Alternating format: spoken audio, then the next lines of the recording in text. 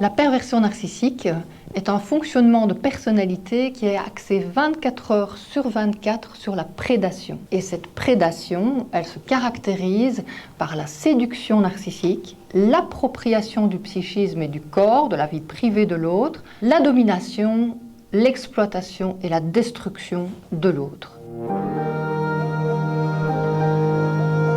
La perversion narcissique se multiplie beaucoup plus depuis un certain temps, depuis une dizaine d'années. Il y a 20 ans, on parlait de 5%. Aujourd'hui, par exemple, Dominique Barbier donne le chiffre de 25%. Et donc, il y a des facteurs de société qui favorisent la perversion narcissique, notamment le matérialisme, la marchandisation des êtres humains, la perte des valeurs humaines, la perte du symbolique, la perte de la capacité à être connecté à soi et aux autres. Et les nouvelles technologies, évidemment, y contribuent, le passage au virtuel. Les événements qui jouent également, c'est les crises comme cette crise actuelle, où dans une crise, un pervers narcissique se présente en sauveur. Il se présente en sauveur non pas pour sauver, mais pour installer une sorte de dictature, puisque la pensée du pervers narcissique est une pensée qui n'est pas du tout créatrice, mais qui est totalitaire.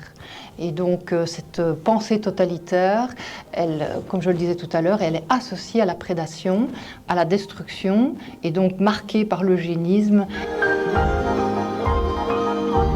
Ce n'est pas du tout un phénomène à relativiser, ce sont des vies humaines qui sont en jeu, la destruction du psychisme de l'être humain, la perte de toute subjectivité et donc un totalitarisme très cruel qui peut s'installer. Donc la société d'aujourd'hui doit vraiment se questionner, regarder la perversion narcissique dans les yeux et non pas considérer que le pervers narcissique est une sorte d'être malfaisant et ne pas se remettre en question.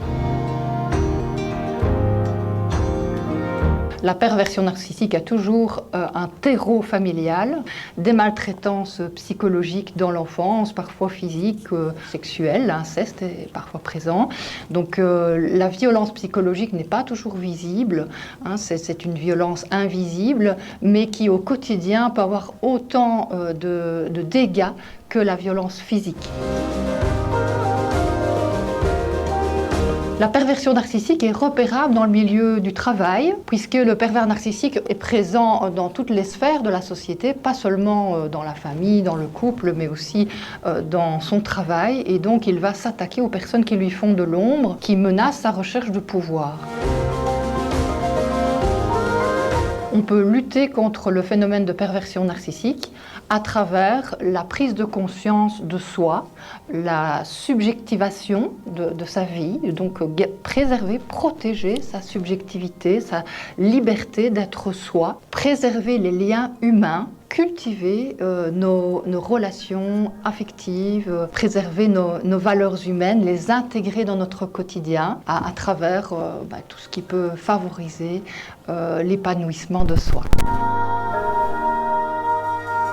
C'est très important de se faire accompagner lorsqu'on a été victime de pervers narcissiques parce que la victime a vécu des traumatismes plus ou moins graves, mais ces traumatismes restent présents dans la mémoire du corps et peuvent handicaper, voire mener à l'échec des relations ultérieures ou favoriser l'attirance de prédateurs ultérieurs. Et donc, pour son bien-être, pour l'avenir, la victime a intérêt évidemment à se soigner.